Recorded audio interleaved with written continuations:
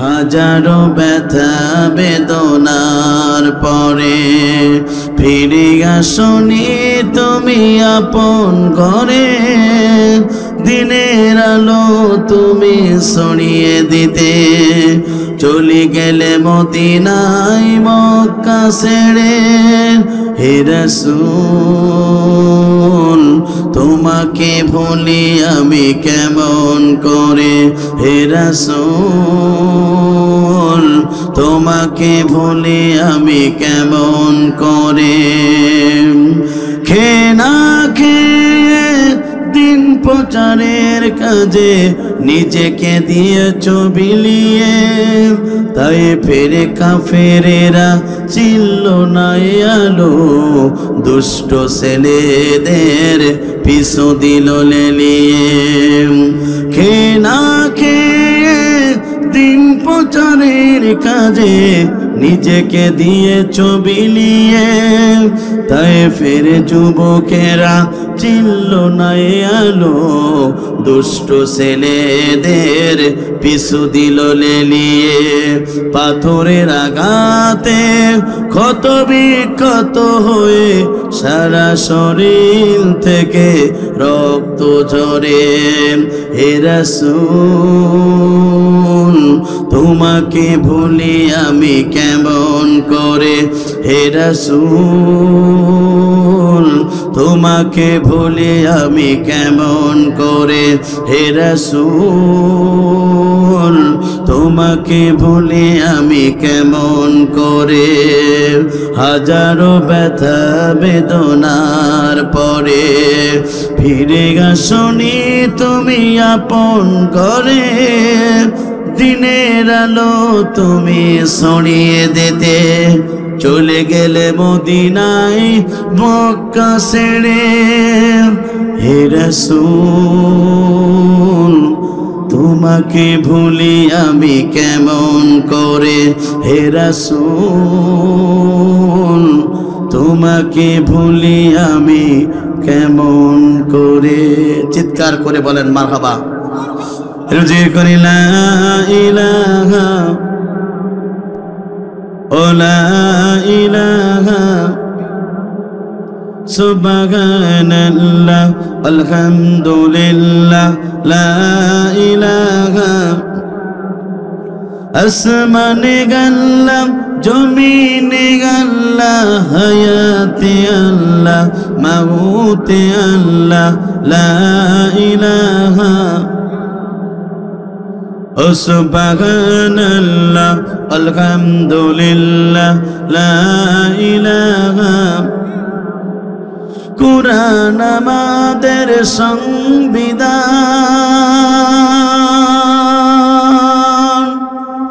ওরাও সবাই তার বিজয় নিশান। কথা বলুন ঠিক না বেঠিক? আপনার আমার সংবিধানের নাম কি? আর জন আপনার আমার সংবিধানের নাম কি? কারা কারা মুসলমান দুহাত তুলে একটু আল্লাহকে দেখান। আমরা জাতিতে মুসলমান, আমাদের জীবন গ্রন্থ নামাজ আল্লাহর কোরআন, আমাদের অবশ্যই আল্লাহ, আমাদের নেতা হচ্ছে জনাবে মুহাম্মদ রাসূলুল্লাহ সাল্লাল্লাহু আলাইহি সাল্লাম। কথা বলুন ঠিক না বেঠিক? আমাদের অবশ্যই আল্লাহ, আমাদের নেতা হচ্ছে জনাবে মুহাম্মদ রাসূলুল্লাহ সাল্লাল্লাহু আলাইহি সাল্লাম। আর মুসলমানদের জীবন গ্রন্থ নামাজ আল্লাহর কোরআন। কথা বলুন ঠিক না বেঠিক? কিছুদিন আগে আমরা দেখতে পেরেছিলাম ফ্রান্সের সরকারের প্রধানমন্ত্রী ম্যাক্রো বিশ্বনবীকে নিয়ে কটূক্তি করেছিল। বাংলাদেশের তৌহিদি জনতারা টেকনাফ থেকে তেতুলিয়া, রূপসা থেকে পাথুরিয়া, সুন্দরবন থেকে বান্দরবন প্রত্যেক টেংসির মুসলমানেরা মাথায় কাপড়ের কাপড় বেঁধে গোটা পৃথিবীতে বিশ্বনবীর পক্ষে স্লোগান দিয়েছিল, আমরা সেই নবীর উম্মত। কথা বলুন ঠিক না বেঠিক? আপনার আমার নবী বিশ্বনবী আখিরি জামানার নবী, যে নবীর চেহারা দেখলে পারে এতিম সন্তানগুলো পিতা হারানোর বেদনা ভরে যেত, যে নবীর চেহারা দেখলে পারে খোদাত্ম সাহাবীগণ খোদা নেমান হয়ে যেত, যে নবীর চেহারা দেখলে পারে বিধবারা তাদের স্বামী হারানোর বেদনা ভরে যেত।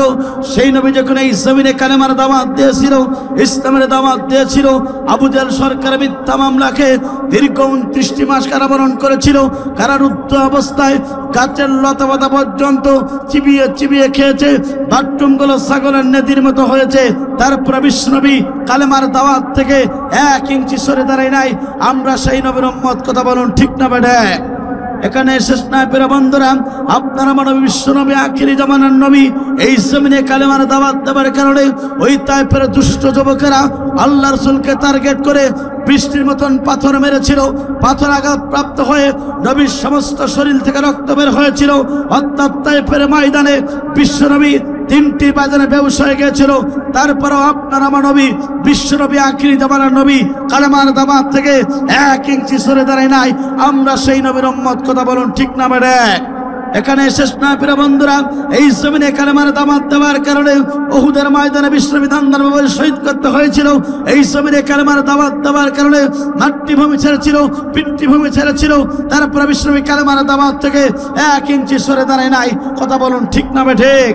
এই জমিনে কালেমার দাওয়াত দেওয়ার কারণে রাসূলের প্রিয় সোনা সাহাবীগণ পর্যন্ত তারা হাত দিয়েছেন, চোখ দিয়েছেন, কান দিয়েছেন, বুকের রক্ত ঢেলেই এই জমিনে সিক্ত করেছে।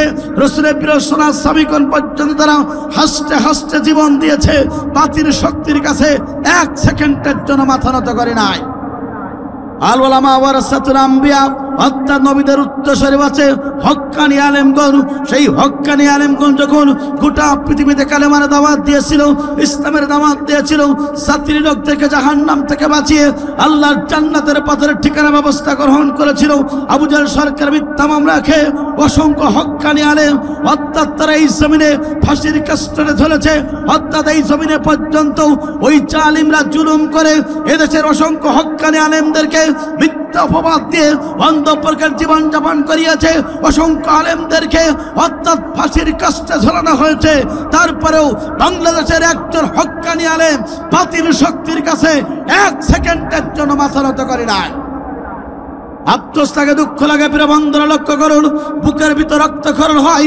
তিনি গোটা পৃথিবীতে 50টা বছর ধরে কোরআনের তাফসীর করেছিল। কাবা ঘরে 3 দিনের থেকে পড়ার সুযোগ পেয়েছিল, 2 রাকাত নামাজ পড়ার সুযোগ পেয়েছিল। 4 কণ্ঠে কোরআনের তাফসীর শুনে হাজার হাজার ইহুদি নাস্তিকরা কালেমা পড়ে মুসলমান হয়ে গিয়েছিল। যার জন্য গোটা পৃথিবীর মুসলমান কাঁদে, যার জন্য এই বাংলাদেশের হত্যা মুরব্বীরা পর্যন্ত এখনো চাই নামাজে বসে বসে কাঁদে, যার জন্য এই বাংলাদেশের তরুণ প্রজন্মের যুবকগুলো বুকে রক্ত ধরে হত্যা শাহাদাতে নজরানা পেশ করেছে। অর্থাৎ কোরআনের পাখি জাতির শ্রেষ্ঠ সন্তান, গোটা বাংলাদেশের সম্পদ নয়, গোটা বিশ্ববাসীর সম্পদ। কোরআনের পাখি আল্লামা সাঈদী পর্যন্ত এই কালেমার দাওয়াত দেওয়ার কারণে, কোরআনের তাফসীর করার কারণে ওই জালিমরা 13টি বছর ধরে মিথ্যা মামলা দিয়ে অন্ধপ্রকার জীবন যাপন করিয়ে ভারতকে খুশি করার জন্য ইনজেকশনের মাধ্যমে বিষ প্রয়োগ করে কোরআনের পাখি আল্লামা সাঈদীকে বিদায় গ্রহণ করালো। তারপরে কোরআনের পাখি আল্লামা সাঈদী পর্যন্ত বাতিল শক্তির কাছে 1 সেকেন্ডের জন্য মাথা নত করে নাই। সুতরাং বিশ্বনবীর মতন করে যদি আপনার আমার রক্ত দিতে হয়, বিশ্বনবীর মতন করে যদি আপনার আমার জীবন দিতে হয়, নবীর মতন করে যদি মিথ্যা মামলা খেতে হয়, নবীর মতন করে যদি মাথার হেলমেট ফাটানো লাগে, নবীর মতন করে যদি তান্দার বাবারে শহীদ করে লাগে, রাসূলের প্রিয় সোনা সাহাবীদের মতন করে যদি রক্ত দিতে হয়, জীবন দিতে হয়, বাংলাদেশে আলেমদের মতন করে যদি ফাঁসির কাস্টে যাওয়া লাগে, বাংলাদেশে আলেমদের মতন করে যদি জীবন দেওয়া লাগে, জাতির শ্রেষ্ঠ সন্তান কোরআনের পাখি আল্লামা সাঈদীর মতন করে যদি রক্ত দিতে হয়, রক্ত দেব, জীবন দেব। কোরআন ছাড়বো না কারা কারা? 2 হাত আল্লাহকে দেখে দেয় তারা তারা।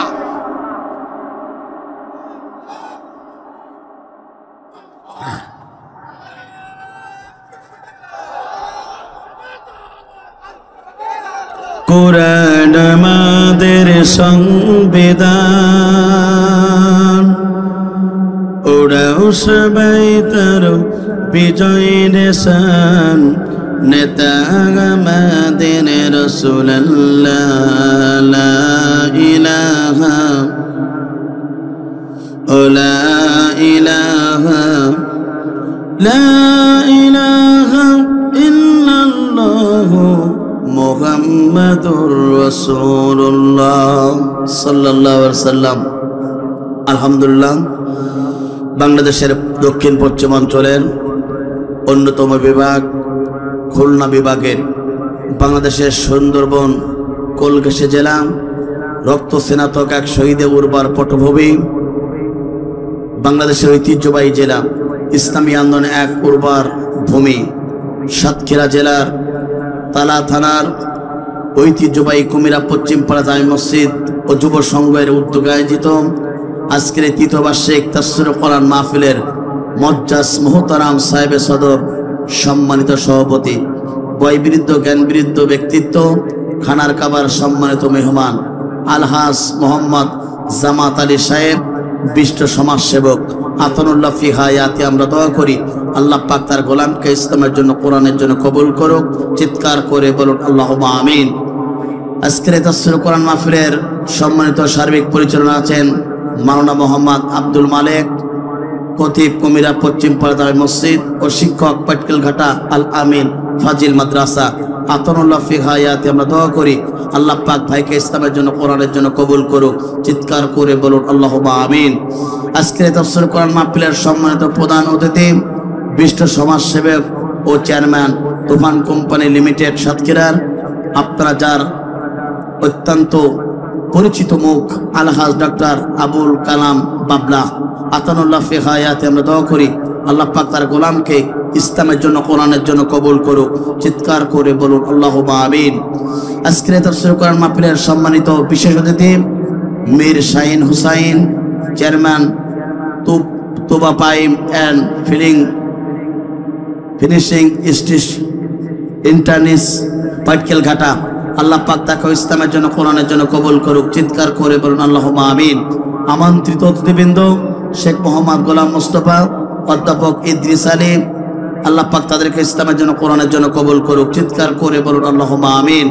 এতক্ষণ যাবৎ আপনাদের সম্মুখে কোরআন এবং হাদিস থেকে আলোচনা করে আপনাদেরকে ধন্য করেছেন বিশিষ্ট ইসলামী চিন্তাবিদ কারি মোহাম্মদ শওকাত হোসেন, সহকারী সাংগঠনিক সম্পাদক বাংলাদেশ জাতীয় ইসলাম প্রচার কল্যাণ পরিষদ, মানিকগঞ্জ, ঢাকা। আল্লাহ পাক তাকে ইসলামের জন্য কবুল করুক। চিৎকার করে বলুন আল্লাহুম্মা আমিন। আজকের তাফসীর কোরআন মাহফিলের সম্মানিত প্রধান বক্তা, আন্তর্জাতিক খ্যাতিসম্পন্ন মুফাসসির কোরআন, বিশিষ্ট ইসলামী চিন্তাবিদ, কোরআনের গবেষক এবং লেখক, গোটা বাংলাদেশের বক্তৃতা জগতে এক উজ্জ্বল ধ্রুবতারা, গোটা বাংলাদেশের যুবকদের আইডল, ইউটিউব হিটমেট সহ যার আলোচনা শুনে আপনারা ধন্য হন। গাইবান্দার কৃতি সন্তান, আমার অত্যন্ত শ্রদ্ধ ব্যক্তিত্ব হযরত মাওলানা গোলাম রব্বানী যুক্তিবাদী আতানুল্লাহ ফি হায়াতি, আমরা দোয়া করি আল্লাহ পাক তাকে ইসলামের জন্য কোরআনের জন্য কবুল করুক। চিৎকার করে বলুন আল্লাহুম্মা আমিন।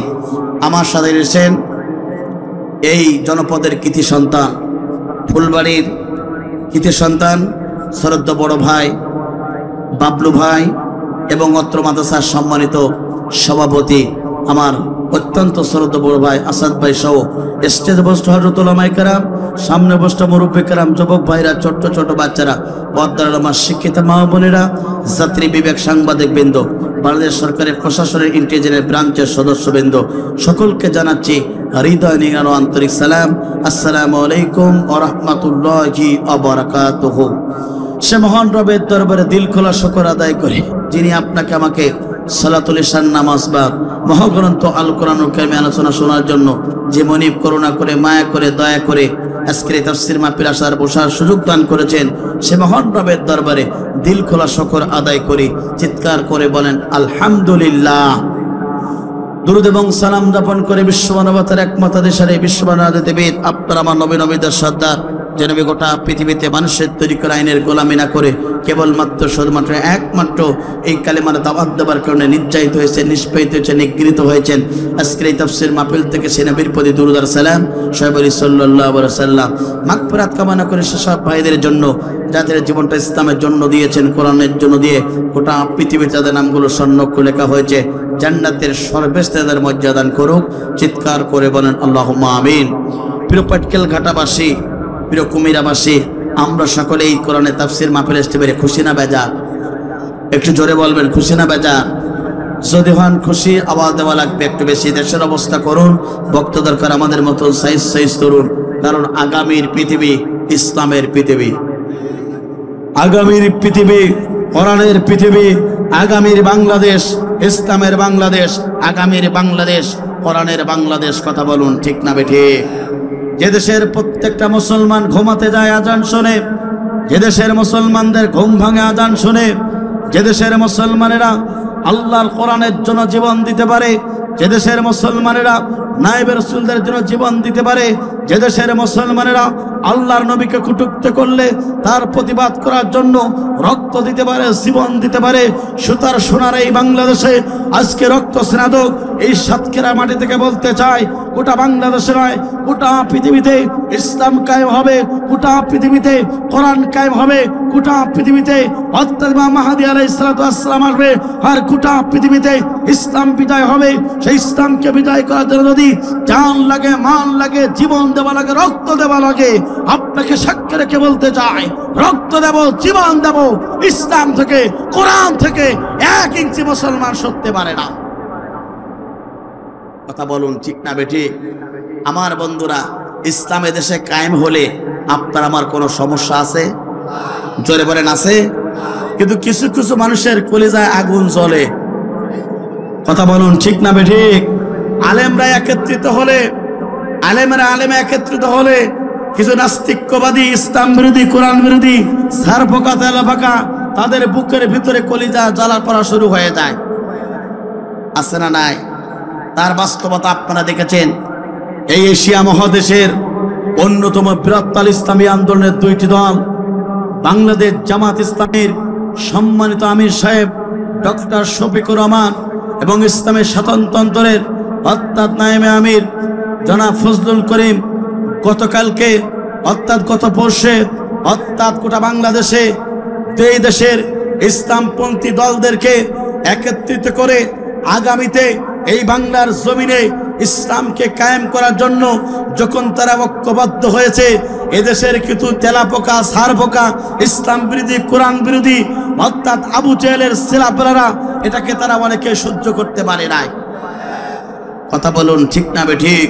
সুতরাং উপস্থিতি বলতে চাই, মুসলমান হিসাবে আল্লাহর জমিনে কোরআন প্রতিষ্ঠা হোক, এটা আপনি আমি চাই কিনা? জোরে বলেন চাই কিনা? মুসলমান হিসাবে আল্লাহর জমিনে ইসলাম মোতাবেক এই জমিন চলুক, এটা মুসলমানদের দাবি। কথা বলুন ঠিক না বেঠিক?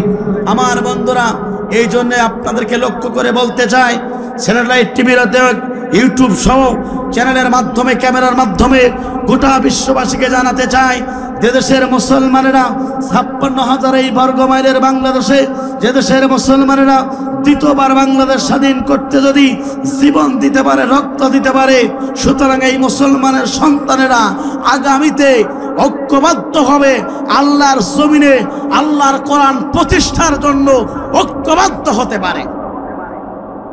কথা বলুন ঠিক না বেঠিক? মুসলমানেরা ঐক্যবদ্ধ হওয়ার কথা বলেছেন, তিনি কে? জোরে বলেন তিনি কে? সূরা ইমরানের ভিতর আল্লাহ পাক জানিয়ে দিচ্ছেন, তোমরা ঐক্যবদ্ধভাবে আল্লাহ রুজুকে তোমরা আঁকড়ে ধরো। আমার বন্ধুরা, আমরা মুসলমান হিসাবে এই জমিনে আল্লাহর কোরআনকে বিজয় রাখার জন্য আমরা ইসলামপন্থী দলগুলো যদি একত্রিত হয়ে আল্লাহর রুজুকে অর্থাৎ আটকে ধরে বাংলার জমিনে যদি কোরআন প্রতিষ্ঠা হয়, এদেশের প্রত্যেকটা মানুষের মুখে হাসি ফুটে আসবে। কথা বলুন ঠিক না বেঠিক? এই সমাজে কোরআন প্রতিষ্ঠা হলে এই সমাজে দুর্নীতি থাকবে না, এই সমাজে কোরআন প্রতিষ্ঠা হলে এই সমাজে চোর থাকবে না, এই সমাজে কোরআন প্রতিষ্ঠা হলে এই সমাজে ইয়াবাকর থাকবে না, এই সমাজে কোরআন প্রতিষ্ঠা হলে এই সমাজে সুদখোর থাকবে না, এই সমাজে কোরআন প্রতিষ্ঠা হলে এদেশের দুর্নীতিবাজরা থাকতে পারবে না, এই সমাজে কোরআন প্রতিষ্ঠা হলে বাংলার জমিনে 1 ইঞ্চির জন্য কোনো ব্যক্তিগুলা অর্থাৎ তারা দুর্নীতি করে বিদেশে বেগম পাড়া বানাতে পারবে না।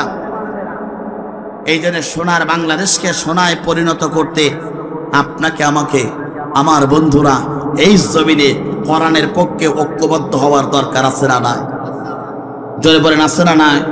কোন নামাজি ব্যক্তি আল্লাহর জমিনে ইসলাম ছাড়া মানব প্রসিদ্ধ কোন ইসলাম মানতে পারে না। কথা বলুন ঠিক না বেঠিক? সুতরাং যাদের গায়ের ভিতরে জ্বালা পোড়া শুরু হয়ে গেছে তাদেরকে বলতে চাই, আলেমদেরকে শ্রদ্ধা করো। ইসলামী আন্দোলনের রাহাবাদদের পাশে চলে আসো, বিরোধিতা করে না।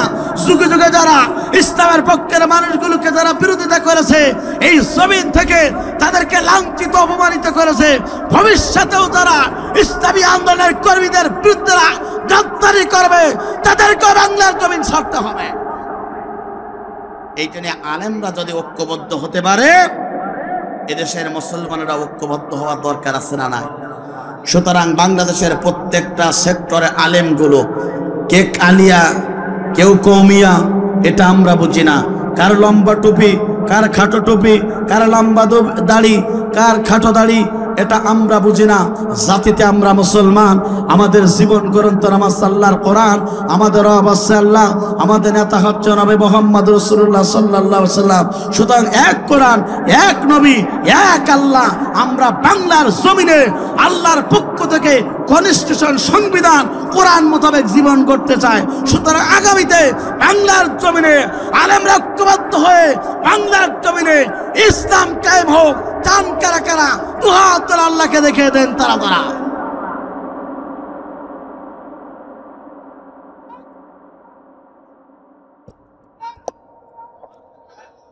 আমার বন্ধুরা, এই জন্য আলেমরা ঐক্যবদ্ধ হলে সমাজে কোনো বিশৃঙ্খলা থাকবে? জোরে বলেন, থাকবে না? আলেমরা সমাজে বিশৃঙ্খলা তৈরি করে না, বরঞ্চ আলেমরা সমাজে বিশৃঙ্খলা থেকে শৃঙ্খলার জন্য কাজ করে। কথা বলুন ঠিক না বেঠিক? আমার বন্ধুরা, এই জন্য আমরা কোরআন শুনতে দিচ্ছি। কোরআনুল কারিমটা কার? আমরা কার? এই জমিনে কোরআন প্রতিষ্ঠা হোক, এটা আমরা চাই। কথা বলুন ঠিক না বেঠিক? আমার বন্ধুরা, একটু বিজ্ঞপ্তি শুনি। আবিশা ইশারাত উদ্রি, পিতা হচ্ছে বিপ্লব মাস্টার, বয়স 6 থেকে 7 বছর, হারিয়ে গিয়েছে 2 নম্বর মহিলা প্যান্ডেলের হতে। যদি কেউ সন্ধান পেয়ে থাকেন, প্যান্ডেলের ভিতরে মহিলা প্যান্ডেলের কাছে নিয়ে যাবেন, অথবা পুরুষ প্যান্ডেলের স্টেজে নিয়ে আসবেন। কেউ যদি পাশে থাকে একটু নিয়ে আসার ব্যবস্থা গ্রহণ করবেন।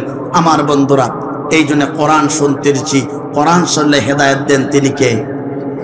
আপনাকে আমাকে কোরআন মুক্তির ব্যবস্থা গ্রহণ করতে পারে, গোটা পৃথিবীর মুসলমানদের মুখে হাসি ফোটাতে পারে একটি কিতাব। সেই কিতাবের নাম কি? আরো জোরে বলেন, সেই কিতাবের নাম কি? আমরা কোরআন শুনতে দিচ্ছি, কারণ হলো কোরআন মানুষকে জাহান্নামের পথ থেকে বাঁচানোর চেষ্টা করে। কথা বলুন ঠিক না বেঠিক?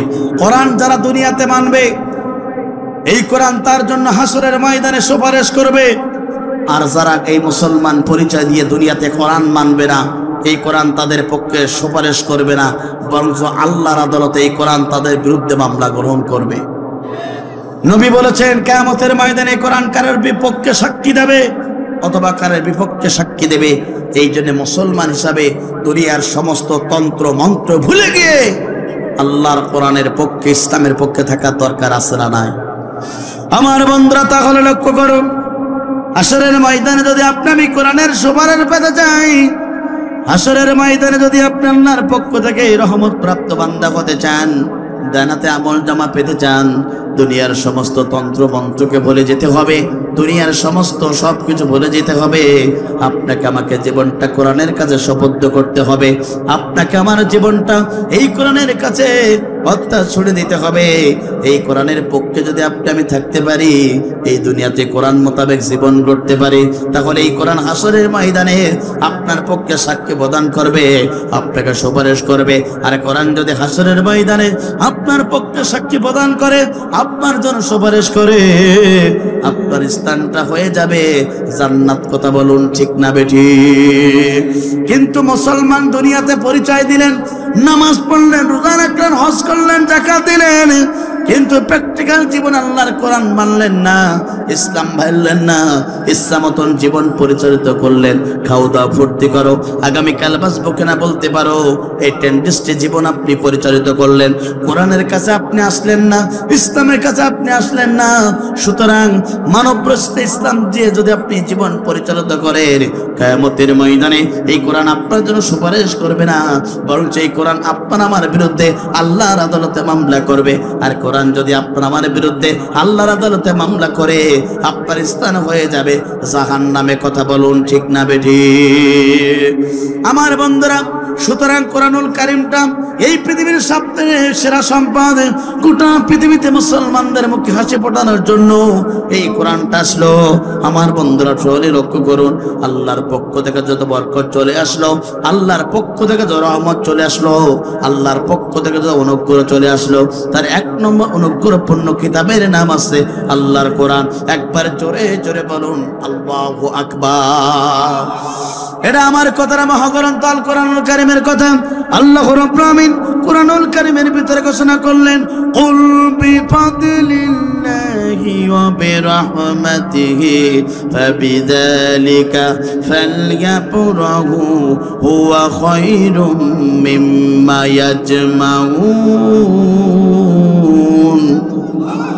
আল্লাহ পাক বলেন, আল্লাহর পক্ষ থেকে যত অনুগ্রহ চলে আসলো, আল্লাহর পক্ষ থেকে বান্দার যত রহমত চলে আসলো, তার এক নম্বর রহমতপূর্ণ কিতাবের নাম আল্লাহর কোরআন। আমার বন্ধুরা লক্ষ্য করুন, সুতরাং এই কোরআন পেয়ে যারা খুশি হয়ে গেল, গোটা পৃথিবীর সবচেয়ে আসল সম্পদ তারাই পেয়ে গেল। একবার জোরে জোরে বলুন আল্লাহু আকবার।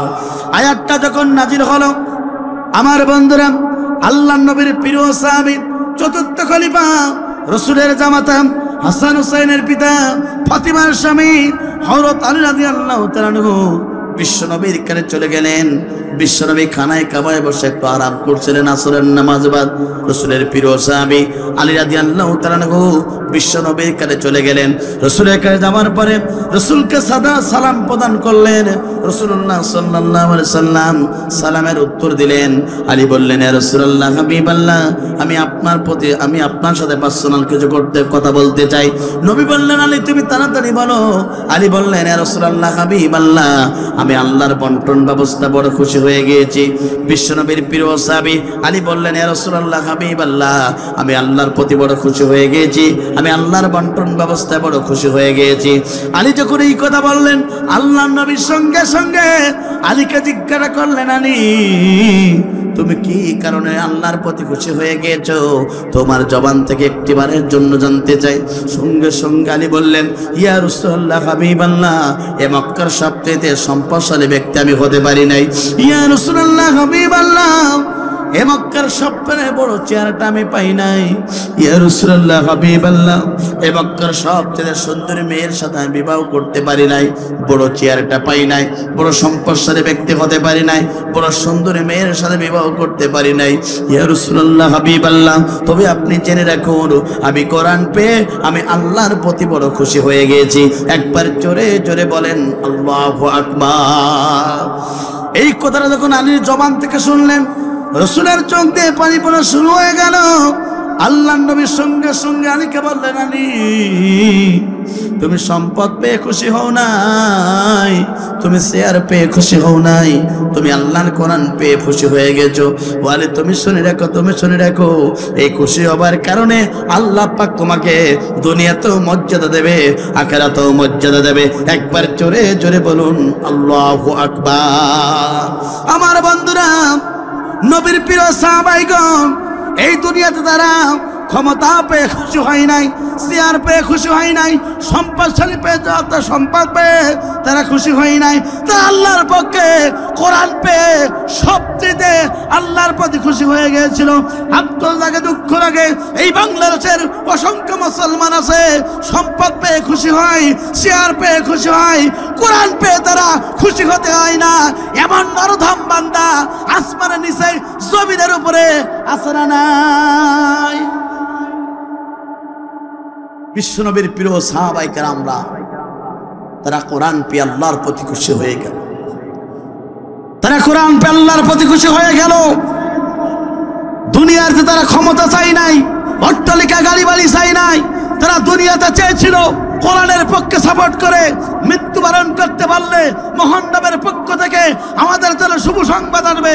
আজকে কুমিরাবাসী, তারাবাসী, কুপাত পাটকেলখানাবাসী আপনাকে বলতে চাই, নবীর সাহাবায়ে কেরামগণ তারা কোরআন পেয়ে আল্লাহর প্রতি খুশি হয়ে গিয়েছিল।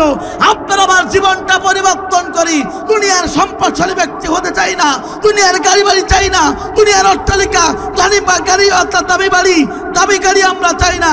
আমরা চাই কোরআন মোতাবেক জীবন করতে, মৃত্যুর সময় ঈমান নিয়ে মৃত্যুবরণ করতে পারলে আপনার জীবনটা সবচেয়ে দামি হয়ে যাবে। আর আপনি কোটিপতি থাকলেন, কোটি কোটি টাকার মালিক থাকলেন, গাড়ি থাকলো বাড়ি থাকলো, মৃত্যুর সময় ঈমান জুটল না, কোরআন মোতাবেক জীবন গড়লেন না, আপনার জীবন ব্যর্থ। কথা বলুন ঠিক না বেঠিক? এই জন্য আমার বন্ধুরা, নবীর প্রিয় সাহাবায়ে কেরামগণ তারা কোরআন পেয়ে আল্লাহর প্রতি খুশি হয়ে গেল। এই জীবনে বাঁচবো যতদিন, কোরআনের পক্ষ থেকে খুশি হতে চাই ততদিন। এই কথা মানতে চান কারা কারা? দুহাত তুলে আল্লাহকে দেখিয়ে দেন তারা তারা। লিল্লাহে তাকবীর, লিল্লাহে তাকবীর। হাত নামান আমার বন্ধুরা। তাহলে আমরা কোরআন পেয়ে খুশি হতে চাই, কারণ এই কোরআনুল কারীমটা কার? জোরে বলেন কার? এই কোরআন অত্যন্ত দামি কিতাব। এই কোরআন আপনাকে আমাকে জাহান্নাম থেকে বাঁচাবে। এই কোরআনের পথে চলতে পারলে আপনি জাহান্নাম থেকে মুক্তি পেয়ে যাবেন। আর এই কোরআনের পথে না চললে আপনার আমার স্থান মৃত্যুর পরে জাহান্নাম ছাড়া জান্নাত জুটবে না আমার বন্ধুরা। সুতরাং যুগে যুগে যারা এই দিনের পক্ষে ছিল, হকের পক্ষে ছিল, যুগে যুগে যারা কোরআনের পক্ষে ছিল, জাতির লোকেরা তাদের সাথে খারাপ আচরণ করেছে, ভালো আচরণ করি নাই। কথা বলুন ঠিক না বেঠিক? দীর্ঘ 16টি বছর ধরে দেশের মুসলমানেরা কোরআনের পক্ষে ছিল, হকের পক্ষে ছিল। এক শ্রেণীর জালেম ছিল, কোরআন বিরোধী ছিল, ইসলাম বিরোধী ছিল, আলেম বিরোধী ছিল, হাফেজ বিরোধী ছিল, তাফসীর মাহফিলের বিরোধিতা ছিল। ওই জালেমরা কোরআনের ময়দান, ইসলামের ময়দান তারা সহ্য করতে পারে নাই। দুনিয়া থেকে কোরআনের বিরুদ্ধে অবস্থান নেবার কারণে তাদেরকে এতটাই বেজ্জতি করেছে, লাঞ্ছিত করেছে, অপমানিত করেছে। দুপুরের খানা নিজে হাতে রান্না করার পরও আল্লাহ পাক তাকে খাবার সুযোগ করে দেয় নাই। যুগে যুগে যারা কোরআনওয়ালা লোকদের সাথে যারা বেয়াদবি করেছে, আল্লাহ পাক তাদেরকে এতটাই শাস্তি দিয়েছে। ইঁদুর তার ইঁদুরের গর্ত পর্যন্ত খুঁজে পেয়েছে, এই জালেমরা ইঁদুরের গর্ত পর্যন্ত খুঁজে পায় নাই। যুগে যুগে যারা কোরআনের পক্ষে ছিল, ইসলামের পক্ষে ছিল, হকের পক্ষে ছিল, জাতির কিছু জালিম ছিল, স্বৈরাচার ছিল, আবু জেহেলের ছেলেপেলা ছিল, নমরুদের অনুসারী ছিল। এই নমরুদের অনুসারীরা ইসলামের পক্ষের মানুষগুলোকে কষ্ট দিয়েছে, জুলুম করেছে, নির্যাতন করেছে, কুড়াল দিয়েছে, গাড়ি বাড়ি ছাড়া করেছে, এলাকা ছাড়া করেছে, হামলার শিকার করেছে। তারপরও এই কোরআনের পক্ষের লোকগুলো 1 সেকেন্ডের জন্য জমিন থেকে সরে যায় নাই। আমরা কি দেখলাম? জুলুম, নির্যাতন, স্টিম রোলার 16টি বছর ধরে এদেশের ইসলামী পন্থী লোকগুলোর উপরে চালানোর পরেও ইসলামের পক্ষের লোকগুলো 1 ইঞ্চির জন্য জমিন সরে যায় নাই। যারাই জুলুম নির্যাতন করেছিল 1 সেকেন্ডের জন্য তারা সমাজে টিকতে পারে না। সুতরাং যুগে যুগে যারা জালিম হবে, যুগে যুগে যারা কোরআন বিরোধী হবে, ইসলাম বিরোধী হবে, তাদেরকে দুনিয়ার মাঝ থেকে বিদায় গ্রহণ করাবেন তিনি কে? আমরা অনেকে মনে করছি, মনে হয় এই জালিমরা আবার আসতে পারবে, কিয়ামত পর্যন্ত সাধনা করলেও হবে না। কথা বলুন ঠিক না বেঠিক? কারণ এদের এই পরিণতির কথা ইতিহাসে স্বর্ণাক্ষরে লেখা থাকবে। এমন সময় একটা জালিম ছিল, এমন একটা সময় ফিরাউনের বোন ছিল, যে ফিরাউনের বোন এদেশের মানুষদের পক্ষ থেকে সাপোর্ট নিয়ে সুপারগুলো আটা লাগিয়ে 16টি বছর ধরে কোরআনের বিপক্ষ অবস্থান নিয়েছিল, আলেমদের বিপক্ষ অবস্থান নিয়েছিল, আলেমদেরকে কোরআন দিয়েছে, ফাঁসির কাস্তে ঝুলিয়েছে। ওই জালিমের নাম গোটা পৃথিবীর মুসলমান স্মরণ রাখবে। আমার বন্ধুরা, তাহলে লক্ষ্য করুন, সেই বিষয়ে আলোচনা করতে চাই। যুগে যুগে যারা জালিম ছিল, ওই জালিমদের কি কাজ করার কারণে আল্লাহ পাক তাদেরকে জমিন থেকে লজ্জিত করালো, লাঞ্ছিত করালো, অপমানিত করা হলো। ওই জালিমদেরকে কেন আল্লাহ রাব্বুল আমিন দুনিয়ার মাঝ থেকে সবচেয়ে লাঞ্ছিত করে তাদেরকে বিদায় গ্রহণ করালো? যে সব কারণে, সেই কারণগুলো জানার দরকার আছে না নাই? আমরা জানি সকলেই, এই পৃথিবী যারা কোরআনের পক্ষে ছিল, হকের পক্ষে ছিল, আল্লাহর জমির আল্লাহ দ্বীন কায়েমের পক্ষে ছিল, আল্লাহর জমির ইসলামের পক্ষে ছিল, ওই ব্যক্তিগুলোকে জুলুম নির্যাতন করেছিল, ইসলাম চালানো হয়েছিল। আমার বন্ধুরা, শুধু তাই না, এই পৃথিবীতে যারা ওই জালিমরা ধ্বংস হবে, কয়েকটা কারণে। তার প্রথম নম্বর কারণ হলো ওই জালিমরা যখন সমাজের বুকে ইসলাম বিরোধী হবে, কোরআন বিরোধী হবে, অর্থাৎ ওই সমাজে যারা ইসলাম মানতে চায়, কোরআন মানতে চায়, হাদিস মানতে চায়, আল্লাহর কোরআন মোতাবেক যারা জীবন করতে চায়, রসুলের নেতৃত্বকে যারা মানতে চায়, এই যারা মানতে চায়, ওই জালিমরা যখন তাদের প্রতি জুলুম করবে, নির্যাতন করবে, স্টিম রোলার চালাবে, আল্লাহর কোরআন বলে ওদের সমস্ত কাজ যখন পরিসমাপ্ত হয়ে যাবে, আমি রব্বুল আমিন তাদেরকে দুনিয়ার মাঝ থেকে লাঞ্ছিত করে বিদায় গ্রহণ করাবো। কথা বলুন ঠিক না বেঠিক? সুতরাং জালিমরা ধ্বংস হবার প্রথম নম্বর কারণ হলো ওই জালিমরা দুনিয়াতে 5টা কাজের আঞ্জাম দিয়েছিল। তার প্রথম নম্বর কাজ ছিল ওই জালিমরা এই দেশের ইসলামপন্থী মানুষগুলোর উপরে জুলুম, নির্যাতন, স্টিম রোলার চালিয়েছিল। কথা বলুন ঠিক না বেঠিক? এবার আল্লাহর কোরআন বলে, বান্দা শুনে রাখো, জালিমরা প্রথম নম্বর ধ্বংস হবার কারণ হলো ওই জালিমরা সমাজের বুকে জুলুম করেছিল, নির্যাতন করেছিল। এবার আল্লাহর কোরআন সুন্দরভাবে ঘোষণা করলেন, ইন্নামাস সাবিলু আলাল্লাযীনা ইয়াযলিমুনান নাস ওয়া ইয়াবগুনা ফিল আরদি বিগাইরিল হক উলাইকা লাহুম আযাবুন আলীম। আল্লাহ পাক বলেন, অবশ্যই আমি রব্বুল আমিন তাদের বিরুদ্ধে ব্যবস্থা গ্রহণ করব। অবশ্যই আমি রব্বুল আমিন তাদের বিরুদ্ধে ব্যবস্থা গ্রহণ করব। তাদেরকে আমি রব্বুল আমিন অবশ্যই পাকড়াও করব। কারণটা হলো তারা মানুষের প্রতি জুলুম করেছিল, নির্যাতন করেছিল, স্টিম রোলার চালিয়েছিল, তারা জমিনের সবচেয়ে ফ্যাসাদকারী ছিল, অন্যায় কাজ করেছিল। এজন্য আমি রব্বুল আমিন তাদেরকে অবশ্যই পাকড়াও করব, ধরব, ধ্বংস গ্রহণ করব। কথা বলুন ঠিক না বেঠিক? আমার বন্ধুরা, আল্লাহ পাক এই কোরআন শরীফের 42 নম্বর সূরা সূরার 42 নম্বর আয়াতে আল্লাহ পাক জানিয়ে দিচ্ছেন, বান্দা শুনে রাখো, জালিমরা ধ্বংস হবে 5টি কারণে। তার প্রথম নম্বর কারণটা হলো জমিনে যখন তারা ইসলামের পক্ষের মানুষগুলোকে জুলুম করবে, নির্যাতন করবে, স্টিম রোলার চালাবে, আমি রব্বুল আমিন তখন তাদের বিরুদ্ধে ব্যবস্থা গ্রহণ করব, তাদেরকে পাকড়াও করব, তাদেরকে আমি রব্বুল আমিন ধরব। কেননা তারা জমিনে জুলুম করেছিল, তারা ফ্যাসাদকারী ছিল, তারা অন্যায়কারী ছিল। এই জন্য আমি রব্বুল আমিন তাদেরকে দুনিয়ার মাঝ থেকে ধ্বংস গ্রহণ করব। কথা বলুন ঠিক না বেঠিক? আল্লাহ পাক এই কথা বলে পরিসমাপ্ত করি না, আরো কিছু কথা বলে দিয়েছেন। আল্লাহ পাক বলেন, বান্দা শুনে রাখো, ওই জমিনের জালিমেরা তারা মনে করবে যে গন্ডির ভিতরে আমরা ছিলাম, যে এরিয়ার ভিতরে আমরা ছিলাম, এখানে তো জুলুম করেছিলাম, সুতরাং তারা মনে করবে এই গন্ডি থেকে টুস করে আমরা লিমিট ক্রস করে অন্য দেশে চলে যাব, অন্য দেশে গিয়ে আমরা একা একা জীবন যাপন করব। কিন্তু আল্লাহ পাক বলছেন, লিল্লাহি মা ফিস সামাওয়াতি ওয়াল আরদ, আসমান এবং জমিনের একচ্ছত্র ক্ষমতার মালিক আমি। শুধু এখানে শেষ নয়, গোটা পৃথিবীর সমস্ত সব কিছুর মালিক হচ্ছে আল্লাহ। কথা বলুন ঠিক না বেঠিক? বাংলার জমিন থেকে ক্রস করে তুমি যেখানে যাবা না কেন, ওই জমিনের মালিককে, জোরে বলেন সেই জমিনের মালিককে। ওই জমিনে তুমি যখন পালিয়ে থাকবা, আবদ্ধ থাকবা, আল্লাহ পাক বলেন, কুল্লু নাফসিন যায়িকাতুল মাউত, প্রত্যেক মানুষকে মৃত্যু স্বাদ গ্রহণ করতে হবে। সুম্মা ইলাইনা তুরজাউন, সকলকে আল্লাহর দরবারে ফিরে যেতে হবে। ম্যান ইজ মর্টাল, মানুষ মরণশীল, মানুষকে মৃত্যুবরণ করতে হবে। এবার আল্লাহ পাক বলছেন, বান্দা শুনে রাখো, লিমিট ক্রস করে যেখানে থাকো না কেন, আজরাইল আলাইহিস সালাতু ওয়াস সালাম যখন হানা দেবে, আজরাইল আলাইহিস সালাতু ওয়াস সালাম যখন তোমাকে ধরবে, তোমার জীবনটা পরিসমাপ্ত হয়ে যাবে। পরিসমাপ্ত হওয়ার পরে যখন তোমার কবরের ভিতরে রাখা হবে, ওই কবরের ভিতরে থেকে জাহান্নামের শাস্তি তোমাকে শোনানো হবে। অর্থাৎ আমার বন্ধুরা, মৃত্যুর পরে ওরা আল্লাহর জান্নাতে প্রবেশ করতে পারবে না, মৃত্যুর পরে তাদের স্থান হয়ে যাবে জাহান্নাম। তার কঠিন শাস্তির ব্যবস্থা করুন আল্লাহ পাক করবে। কথা বলুন ঠিক না বেঠিক? কথা কার? আল্লাহ পাক বলছেন, ওই জালিমদেরকে আমি ধরবো। আর তারা মনে করেছে আমরা লিমিট ক্রসিং করলাম, বেঁচে গেলাম। আল্লাহ পাক বলল, হবে না, ওখানে আজরাইল ধরবে। আর ধরার পরে আল্লাহ পাক বলছেন, তাদের জন্য মৃত্যুর পরে জাহান্নামে শাস্তি রাখা হবে।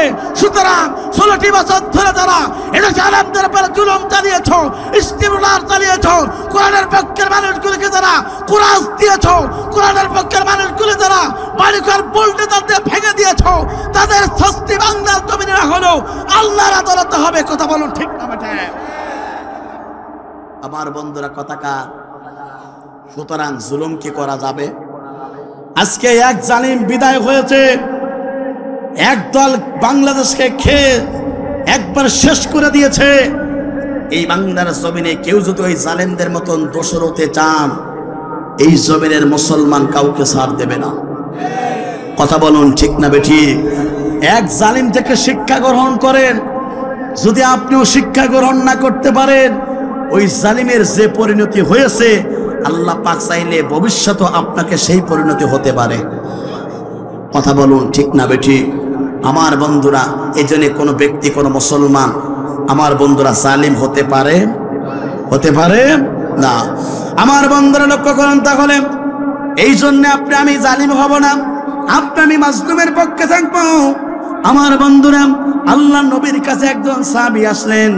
আল্লাহ নবীর কাছে একজন সাহাবী এসে বললেন, ইয়া রাসূলুল্লাহ, হাবিবাল্লাহ, আমরা সমাজে কাকে সাহায্য করব আর কাকে সাহায্য করব না আপনার জবান থেকে একটিবারের জন্য জানতে চাই। আল্লাহ নবী সঙ্গে সঙ্গে সাহাবীকে লক্ষ্য করে বললেন, ও সাহাবী, শুনে রাখো, সমাজে যারা মাজলুম ব্যক্তি থাকবে তোমরা তাদেরকে সাহায্য করবে, তোমরা তাদের পাশে পর্যন্ত দাঁড়াবে। আল্লাহ নবীর প্রিয় সাহাবী এই কথাটা শোনার সঙ্গে সঙ্গে খুশি হয়ে গেলেন। আল্লাহ নবীর কাছ থেকে জবান দিয়ে কথা শোনার পরে আস্তে আস্তে করে রাসূলের কাছ থেকে তিনি চলে যাচ্ছেন। হঠাৎ করে বিশ্ব নবী কিছুক্ষণ পরে ওই সাহাবীকে ডাক দিলেন। সাহাবী নবীর কাছে চলে আসলেন, এসে বললেন, রাসূলুল্লাহ, আপনি আবার ডাক দিলেন কেন? আপনার জবান থেকে জানতে চাই। সঙ্গে সঙ্গে আল্লাহ নবী এই সাহাবীকে লক্ষ্য করে বলল, ও সাহাবী, শুনে রাখো, যারা সমাজে মাজলুম থাকে তোমরা অবশ্যই তাদেরকে সাহায্য করবে, তাদের পাশে দাঁড়াবে। ও সাহাবী, তুমি আবারও শোনো, সমাজে যারা জালিম থাকবে তোমরা তাদের পর্যন্ত সাহায্য করবে। আল্লাহ নবীর প্রিয় সাহাবী এই কথাটা শোনার সঙ্গে সঙ্গে রাসূলের কাছে প্রশ্ন করলেন, ইয়া রাসূলুল্লাহ, হাবিবাল্লাহ, সমাজে কেউ মাজলুম থাকলে আমরা তাদের পক্ষে সাহায্য করব, তাদের পাশে দাঁড়াবো, কিন্তু আপনি আবার বলেছেন যারা জালিমকারী হবে তাদের পক্ষে সাহায্য করব। ইয়া রাসূলুল্লাহ, তাদেরকে কিভাবে সাহায্য করব আপনার জবান থেকে একটিবারের জন্য জানতে চাই। আল্লাহ নবী সঙ্গে সঙ্গে সাহাবীকে লক্ষ্য করে বলল, ও সাহাবী, শুনে রাখো, ওই জালিমরা যখন সমাজে অত্যাচার করবে, জুলুম করবে, নির্যাতন করবে, তুমি তোমার দুইটা হাত দিয়ে তাদের প্রতিহত করবে। তুমি তোমার হাত দিয়ে যদি প্রতিহত করতে পারো, ওই সমাজের জালিমরা তাহলে অন্যায় কাজ করতে পারবে না। কথা বলুন ঠিক না বেঠিক? আমার বন্ধুরা, আল্লাহ নবীর প্রিয় সাহাবী বলেন, রাসূলুল্লাহ, তাহলে ঠিক আছে, কেউ যদি মাজলুম থাকে আমরা তাদের পাশে দাঁড়াবো, কেউ যদি জালিম থাকে তাদেরকে আমরা প্রতিহত করার জন্য চেষ্টা করব। আমার বন্ধুরা, সুতরাং আল্লাহ নবীর প্রিয় সাহাবীর এই হাদিসটা প্রমাণ করে সমাজে কেউ যদি মাজলুম ব্যক্তি থাকে আমরা তাদের পাশে দাঁড়াবো, আর সমাজে যদি কেউ জালিম থাকে আমরা দুহাত দিয়ে তাদের প্রতিহত করব। সুতরাং এক জালিম চলে গেছে, ভবিষ্যতে কোনো জালিম যদি এদেশের সবচেয়ে পবিত্র স্থানে যদি অন্যায়ভাবে যদি কাজ করতে চায়, এদেশের মুসলমানদের ঈমান থাকতে একটি খারাপ কাজ এদেশের মুসলমানরা বরদাস্ত করবে না। কথা বলুন ঠিক না বেঠিক? আপনার হাত দ্বারা জালিমদের বিরুদ্ধে প্রতিরোধ করার দরকার আছে না নাই? জোরে বলেন, আছে না নাই? শুধু এখানেই শেষ না, আল্লাহ নবী হাদিসের ভিতরে বলে দিয়েছেন, বান্দা শুনে রাখো, ওই জালিমদের পরিণতি হাসরের ময়দানে কেমন হতে পারে। ওই জালিমরা যদি দুনিয়াতে অন্যায়ভাবে কোনো ব্যক্তির যদি 1 বিঘা জমি যদি তারা ভক্ষণ করে, অন্যায়ভাবে যদি এই জমিনে যদি অন্যায়ভাবে কোনো ব্যক্তির 1 বিঘা জমি যদি তারা অন্যায়ভাবে গ্রাস করে, আল্লাহ নবী বলেছেন হাসরের ময়দানে 7 তবক জমিন তার গলার ভিতরে লটকে হাসরের ময়দানে ওঠানো হবে। সকলে বলবে, অবস্থা এমন কেন? যখন সকলে দেখে বলবে এই ব্যক্তিরা জন্মে দুনিয়াতে জুলুম করেছিল, মানুষের জমিগুলোকে এইভাবে ভক্ষণ করেছিল, অন্যায়ভাবে গ্রাস করেছিল, সুতরাং তার অবস্থা এমন হচ্ছে। আমার বন্ধুরা লক্ষ্য করুন, সুতরাং যারা এই জমিনে মানুষের একটা ঘের দখল করবেন, মানুষের বাড়ি ঘর দখল করবেন, মানুষের কাছে চাঁদা চাইবেন, মানুষের কাছ থেকে অন্যায়ভাবে টাকা পয়সা যারা এইভাবে যারা টাকা পয়সা যারা ধার্য করবেন, শুনে রাখো হাসরের ময়দানে আল্লাহ নবীর মামলা এবং তোমাকে এই গলার ভিতরে লটকানো হবে। কথা বলুন ঠিক না বেঠিক? সমাজে আছে না নাই? জোরে বলেন, আছে না নাই? এই সত্য কথা বললে কিছু কিছু মানুষের কলিজা জ্বলে। এই সত্য কথা বললে কিছু মানুষের কলিজা আগুন জ্বলে। বাবা জ্বলে, জ্বললে যায় আসে না। কারণটা হলো তুমি মুসলমান, তোমার দ্বারা কোন মুসলমানের 1 ইঞ্চি কষ্ট হতে পারে না। রাসূল বলেছেন ওই ব্যক্তিরা মুসলমান হতে পারে না যার জবান এবং হাত থেকে অপর ভয় নিরাপদ না থাকে। রাসূল বলেছেন ওই ব্যক্তি কখনো মুমিন হতে পারে না। সুতরাং তুমি যদি মুমিন হতে চাও, আল্লাহর নৈকট্য হাসিল করতে চাও, সুতরাং কোনো মানুষের আপনি অন্যায়ভাবে সম্পদ ভক্ষণ করতে পারবেন না, কোনো মানুষের ঘের দখল করতে পারবেন না, কোনো মানুষের বাড়ি দখল করতে পারবেন না, কোনো ব্যবসা প্রতিষ্ঠানে গিয়ে চাঁদাবাজি করতে পারবেন না। আর সমাজে যারা ঘের দখল করে ব্যবসা করে, ব্যবসাটা ঘের দখল করে, যারা দুর্নীতি করে, যারা চাঁদাবাজি করে, এদের দলের কোনো সাপোর্ট করা মুসলমানের পক্ষে সম্ভব নয়। কথা বলুন ঠিক না বেঠিক? আমার বন্ধুরা, এই যে অন্যায় কাছ থেকে ফিরে আসার দরকার আছে না? না। তুমি যদি মুমিন হও, তোমার জবান এবং হাত থেকে অপর ব্যক্তিকে নিরাপদ রাখতে হবে। কথা বলুন ঠিক না বেঠিক? আমার বন্ধুরা, সুতরাং আপনি জালিম হতে পারবেন না। জালিম যদি হন, আপনার ধ্বংস দুনিয়াতে হবে, আজ আকার 2 দিন পরে হোক আপনার ধ্বংস হয়ে যাবে। আমার বন্ধুরা, এই জন্য আপনি জালিম হতে পারবেন না। জগে জগে যারা জালিম জুলুম করেছিল তাদের পরিণতি কেমন হয়েছিল জানার দরকার আছে না নাই? জোরে বলেন আছে না নাই? আমার বন্ধুরা, এই পৃথিবীতে একজন স্বৈরাচার শাসক ছিল, স্বৈরাচার বাদশা ছিল, নাম তার ছিল জালুদ বাদশা। তিনি শতাব্দীর অধিকারী ছিল। প্রতিদিন তিনি 500 রুটি খেতেন, প্রতিদিন পর্যন্ত একটা উটের হাত তিনি খেয়ে ফেলতেন। আমার বন্ধুরা, এত বড় জালিম ছিলেন, নাম তার ছিল জালুদ বাদশা। আমার বন্ধুরা, প্রতিদিন তিনি একটা উটের হাত খেয়ে ফেলতেন, 500 রুটি তিনি খেয়ে ফেলতেন। এই জালিম শাহী ছিল, জালিম বাদশা ছিল, নাম তার ছিল জালুদ বাদশা।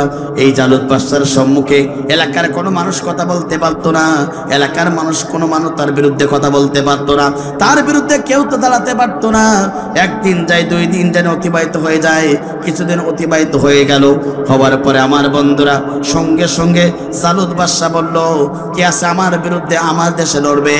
যে আমার বিরুদ্ধে লড়তে চাইবে তাকে দুনিয়ার মাঝে বিদায় গ্রহণ করিয়ে দেব। আমার বন্ধুরা, ওই সময় ইসলামের পক্ষে একজন শাসন সেনা সমর্থ ছিল, একজন শাসনকর্তা ছিল, নাম তার ছিল তালুদ বাদশা। একবার জোরে জোরে বলেন আল্লাহু আকবার।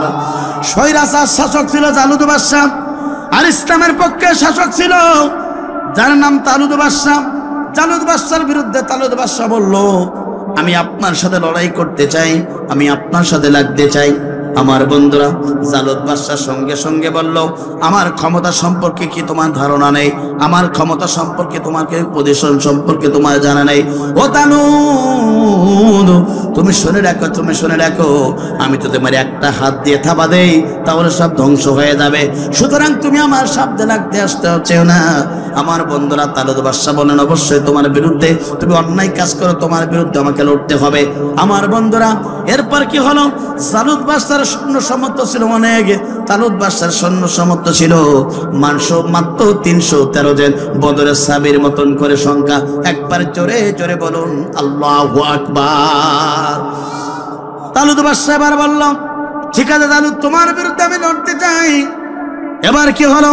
তালুদ বাদশা 313 জন সৈন্য ছিল, সমস্ত ব্যক্তিদেরকে সৈন্য সামর্থ্য সকলকে বলা হলো, আগামী কিছুদিন পরে জালুদ বাদশার বিরুদ্ধে যে যুদ্ধের ময়দানে যেতে হবে। শুনে রাখো, আমরা যখন যুদ্ধের ময়দানে যাব, তার আগ মুহূর্তে একটা নদী পড়বে। তোমাদের পর্যাপ্ত পরিমাণ ক্ষুধার্ত আছে আমি জানি, কিন্তু খবরদার 2 অঞ্জলি পানি ছাড়া তোমরা কিছুই কেউ পানি পান করতে পারবে না। 2 অঞ্জলি পানি যদি বেশি তোমরা পান করো, ওই অর্থাৎ ওই পুকুর থেকে অর্থাৎ নদী থেকে তোমরা উঠতে পারবে না। আমার বন্ধুরা, এইভাবে তারা যখন তালুদ বাদশা তার সৈন্য সামর্থ্য সকলকে বলা হলো, আমার বন্ধুরের পরে কি হলো? তিনি সঙ্গে সঙ্গে বলে দিলেন, কিন্তু কিছু সৈন্য সামর্থ্য ছিল অত্যন্ত লোভী, 2 অঞ্জলির বেশি তারা পানি পান করে ফেললেন। 2 অঞ্জলির বেশি যারা পানি পান করলেন তারা আর পুকুর থেকে উঠতে পারলেন না। কিছু সৈন্য সামর্থ্য সহ তিনি পার হয়ে চলে গেলেন। যাবার পরে আমার বন্ধুরা, এরপরে পরের দিন অর্থাৎ জালুত বাদশার বিরুদ্ধে তালুত বাদশার জিহাদের ময়দানে লড়াই হবে। সঙ্গে সঙ্গে তিনি টেনশনে পড়ে গেলেন, তালুত বাদশা চিন্তায় পড়ে গেলেন। সঙ্গে সঙ্গে সমস্ত সেনাবাহিনীর মধ্য থেকে একজন সৈন্য ছিল, বয়সটা ছিল 10 অথবা 11 বা 7, নাম তার ছিল দাউদ। দাউদ বলল, নেতাজি আপনার টেনশন করা লাগবে না, আপনার চিন্তা করা লাগবে না, জালুত বাদশার বিরুদ্ধে আমি দাউদ একাই লড়ে যাব। একবার জোরে জোরে বলেন আল্লাহু আকবার। তালুত বাদশা যখন এই কথা শুনলেন তিনি বললেন, ও দাউদ, তোমার বয়স তো মাত্র 7 অথবা 11, তরুণ যুবক, ছোট তুমি বাচ্চা, ওই জালিমের বিরুদ্ধে কিভাবে তুমি লড়বে? সঙ্গে সঙ্গে দাউদ বলল, নেতাজি আপনার চিন্তা করা লাগবে না, জালুতের বিরুদ্ধে আমি একাই লড়তে চাই, শুধু আপনি আমার জন্য দয়া করবেন। আমার বন্ধুরা, পরের দিন সকালবেলা হয়ে গেল। জালুত বাদশা এবারে অর্থাৎ তিনি মাঠে চলে আসলেন। আসার পরে তালুত সঙ্গে সঙ্গে তার ছোট বাচ্চাকে একটু দোয়া করে দিলেন, ও দাউদ, যাও তুমি চলে যাও, জিহাদের ময়দানে যাও, অর্থাৎ জালুত বাদশার বিরুদ্ধে তুমি লড়াই করতে যাও, আমার পক্ষ থেকে তোমার জন্য দোয়া থাকবে। আমার বন্ধুরা, যুবকটা দাউদ 7 বছরের যুবক, যখন তিনি ওই জিহাদের ময়দানে অর্থাৎ জালিমের বিরুদ্ধে, জালুতের বিরুদ্ধে যখন তিনি যাচ্ছেন, হঠাৎ করে সঙ্গে সঙ্গে সামনে 3টা পাথর পেল, পাথরের 3টা জবান করে গেল। দাউদকে লক্ষ্য করে বললে, দাউদ, তোমার চিন্তা করা লাগবে না, এই 3টা পাথর তুমি তোমার পকেটে করে নিয়ে নাও। যদি 3টা পাথর তুমি পকেটে করে নিয়ে যেতে পারো, অবশ্যই জালুত বাদশার বিরুদ্ধে যখন তুমি লড়াইয়ের ময়দানে থাকবে, এই 3টা পাথর তোমার কাজে লাগতে পারে। সঙ্গে সঙ্গে তুই ছোট বাচ্চাটা অর্থাৎ 3টা পাথর পকেটের ভিতরে নিয়ে জালুত বাদশার বিরুদ্ধে চলে গেল। এবারে জালুত বাদশা বসেছিল, হঠাৎ করে দেখলো কেউ নেই, একটা ছেলে, মাত্র বয়স 7 অথবা 10 বছর, 11 বছর যুবক। এবারে দাউদ সঙ্গে সঙ্গে দাউদ জালুত বাদশাকে দেখলো। জালুত বাদশা প্রশ্ন করলো, যুবক, তোমাদের নেতারা কি পালাইছে? সঙ্গে সঙ্গে দাউদ বলে, না না না, আমাদের নেতারা পালাই নাই, আমি আপনার বিরুদ্ধে জিহাদের ময়দানে এসেছি। একবার জোরে জোরে বলেন আল্লাহু আকবার। সঙ্গে সঙ্গে আমার বন্ধুরা, জালুত বাদশা বলে, ও ছোট বাচ্চা, তুমি কি আমার শক্তি সম্পর্কে তোমার কি ধারণা নেই? আমি প্রতিদিন একটা উটের হাফ ভক্ষণ করি অথবা খাবার খাই, 500 রুটি খাই। ও দাউদ, তোমার কি চিন্তা নেই? তুমি আমার বিরুদ্ধে কিভাবে লড়বে? আমার একটা হাত দিয়ে যদি তোমাকে ঠাস করে চড় দেই, তুমি তো ফিনিশ হয়ে যাবে। সঙ্গে সঙ্গে প্রধান তরুণ যুবক সেনাবাহিনীর প্রধান মনে করেন দাউদ বলল, ও জালিম সাহেব, তোমার চিন্তা করা লাগবে না, তুমি আমার সাথে লাগো। তুমি যদি আমার সাথে লেগে যদি বিজয় লাভ করো, তাহলে আমার নেতাদের সাথে তুমি জিহাদের ময়দানে লড়বে। একবার জোরে জোরে বলেন আল্লাহু আকবার।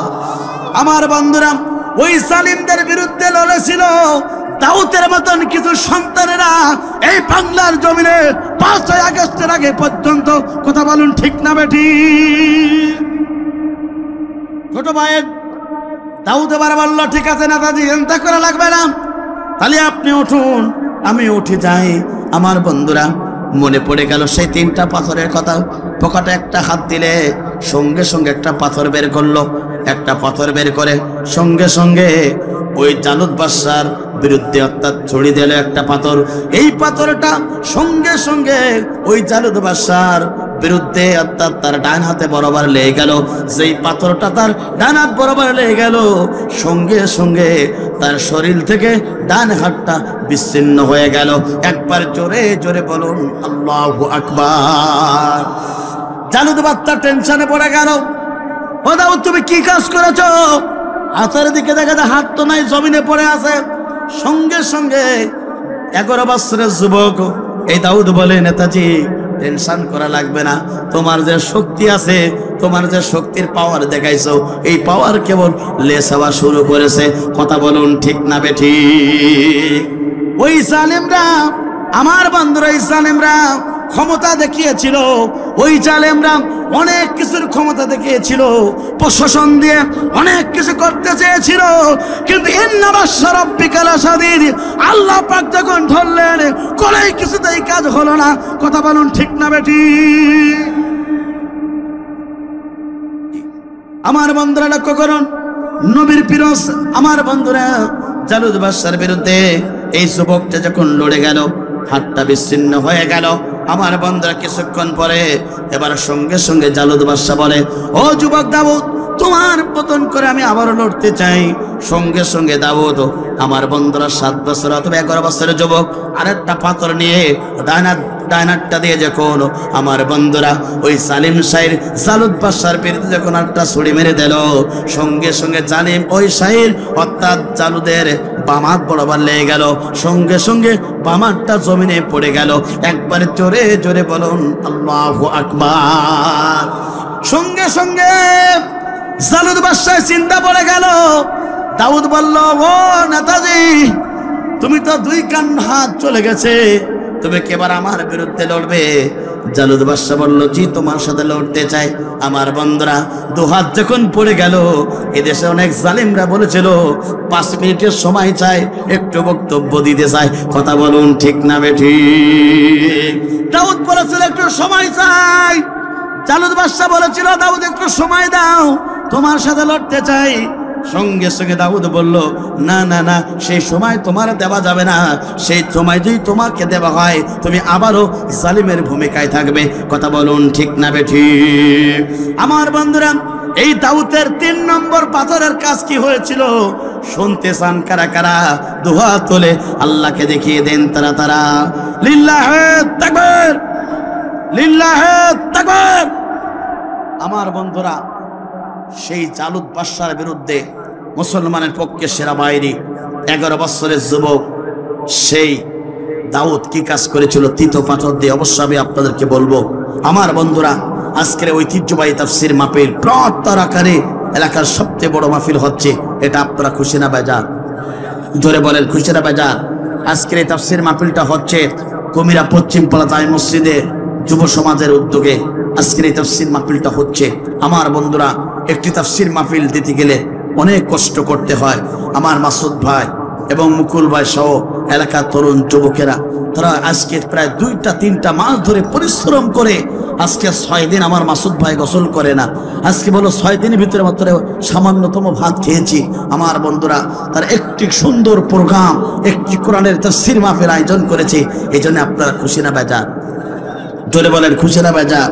আমার বন্ধুরা, আমরা খুশি, কারণ আসমানের নিচে জমিনের উপরে কোরআন যেখানে আলোচনা করা হয়, ওই জমিনটাকে ভালোবাসেন তিনি কে? জোরে বলেন তিনি কে?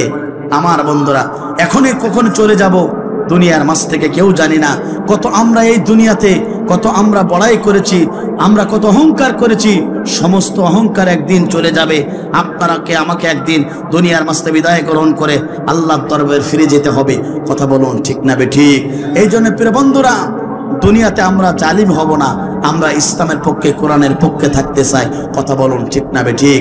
অনেকের বাবা চলে গেছে, অনেকের মা চলে গেছে, অনেকের ভাই চলে গেছে, অনেকের দাদা চলে গেছে, অনেকের দাদি চলে গেছে। আজকে পিতা মাতা যদি বেঁচে থাকতো, 6 বিহারের পালকিতে সাদা কাপড় জড়িয়ে আপনি আপনার বাবাকে ওই আম বাগানে রেখে এসেছেন, আপনি আপনার মাকে ওই কাঁঠাল বাগানে রেখেছেন। দুনিয়াতে যখন আদম আলাইহিস সালাতু ওয়াস সালাম যখন হানা দেবে, আপনাকে আমাকে দুনিয়ার অট্টালিকা, গাড়ি বাড়ি সব সম্পদ থেকে আপনাকে আমাকে চলে যেতে হবে। ইসমাঈল আলাইহিস সালাতু ওয়াস সালাম যখন সিংহায় ফুটকারা দেবে, ওই বিল্ডিং বাড়ি টাস টাস করে ফেটে যাবে, চূর্ণ বিচ্ছিন্ন হয়ে যাবে দুনিয়ার সব। আমার বন্ধুরা, 2টা জিনিস অবশ্য থাকবে।